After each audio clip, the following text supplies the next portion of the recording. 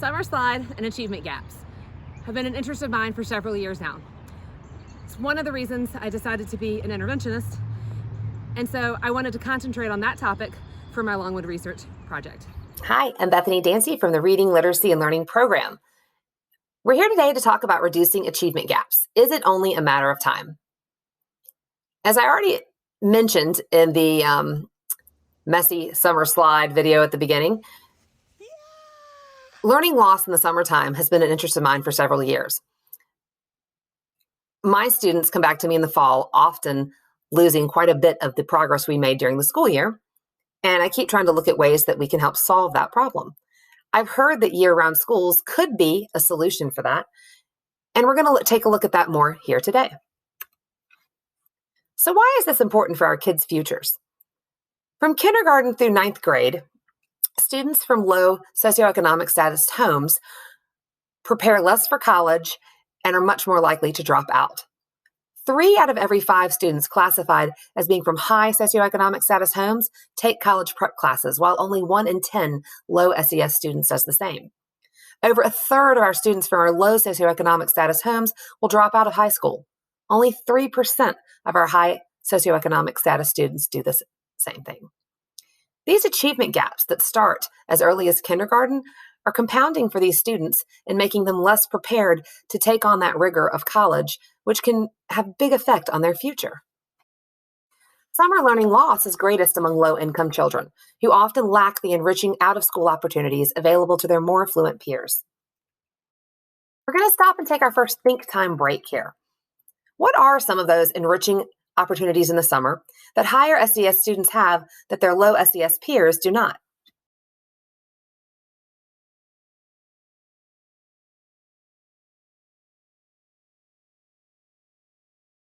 Second graders from low SES homes read 7 fewer words accurately on the same passage in the fall than in the spring, while high socioeconomic status students in the same study showed growth by reading 2 words higher. That's a 9-word gap.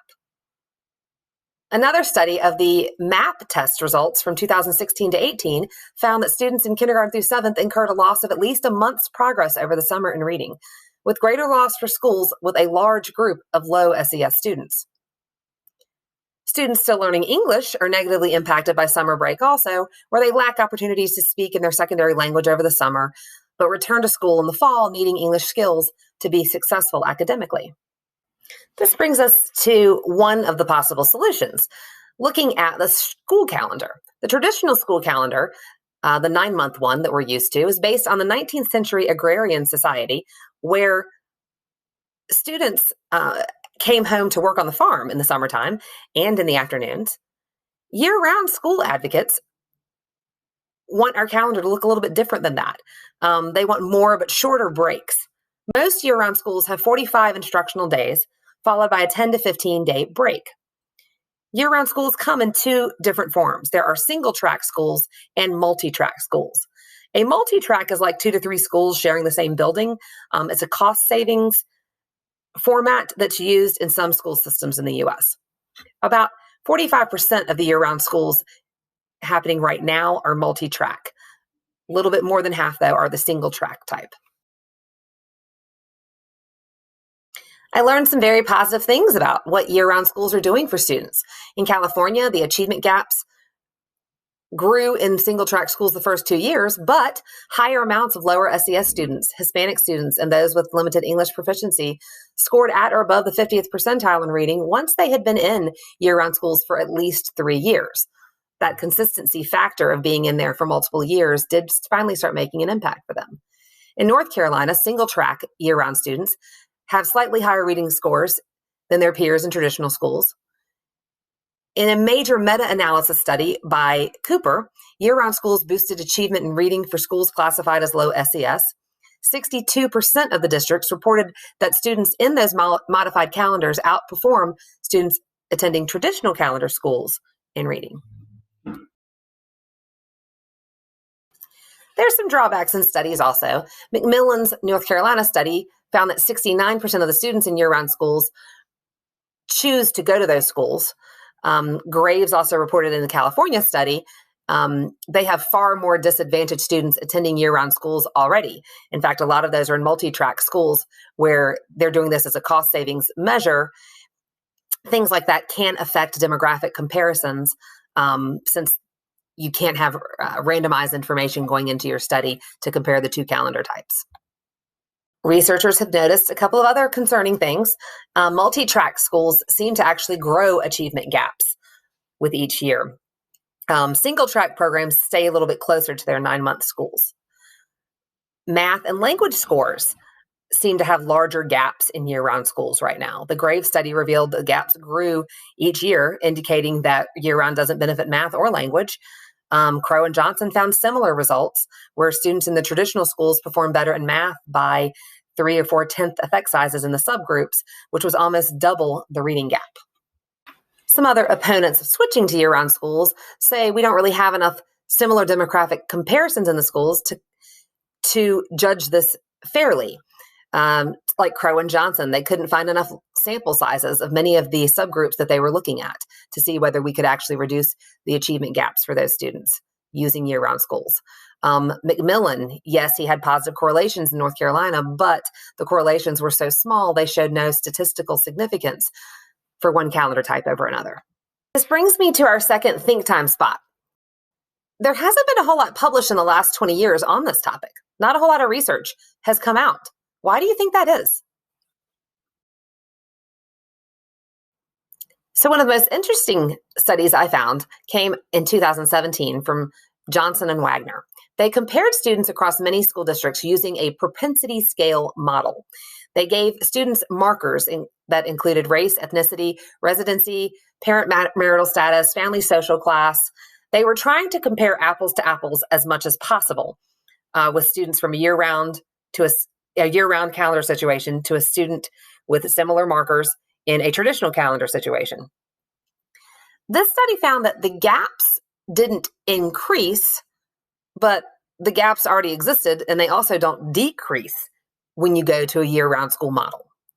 They also found that the gaps were much worse for low socioeconomic students than any other subgroup that are traditionally considered disadvantaged, whether that was by race, ethnicity, language status. As a matter of fact, for socioeconomic status, the differences sometimes are 13 or 14 points gaps compared with just 1 to 3 points for those other subgroups that were compared.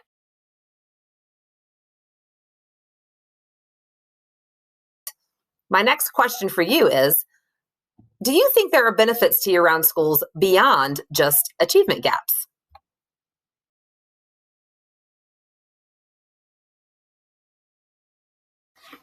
Here are some of the other reasons I found for year-round schools scattered throughout my research. 80% of year-round school communities view their calendar in a positive way. Year-round schedules offer tutoring programs or enrichment experiences during intersessions for their students. These can provide rejuvenating breaks for staff or opportunities for staff to earn extra income, either way, helping retain quality educators. Year-round school opportunities can also help students living in socially disorganized neighborhoods by distracting them from some of the social structures surrounding them. That was important in the Johnson and Wagner study. They surveyed parents about social organization in their communities and found that had a great effect on how students were doing in school. And lastly, we're a much different society than we were when the 9-month calendar system was started. At this point, a third of our students live in single-parent households, and 70% of our students are from households where both parents work. That's a lot different than that agrarian society of the 19th century when we first established the traditional school calendar. Let's stop here for another think time break. What else would you like to know about school calendars?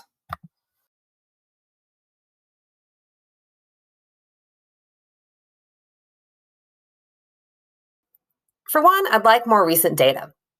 I'd also like to find out what impact schools that offer over 200 instructional days are making. The studies I looked at concentrated on those that only had 180 instructional days. They didn't take a look at ones with more than that because they were trying to compare students that had the same amount of instructional days either way. And most of those school calendars in the US are still using a 180-day model. They also did not look at attendance in summer school or intercession programs and whether those had any effect on the test scores that they were seeing. And they didn't take a look at the types of tutoring or enrichment programs. My proposal is we look at least 10,000 students in multiple school districts using National Center for Education Statistics, kind of like Johnson and Wagner did on that end. And we set markers for race, ethnicity, LEP status, socioeconomic status. We compare MAP scores in schools with over 200 instructional days to those with 180 days.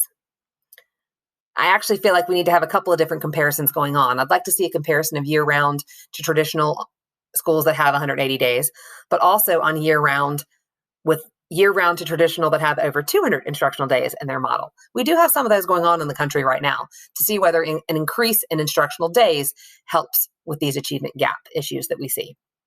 I'd also like to track attendance of students in tutoring or enrichment programs in all school types.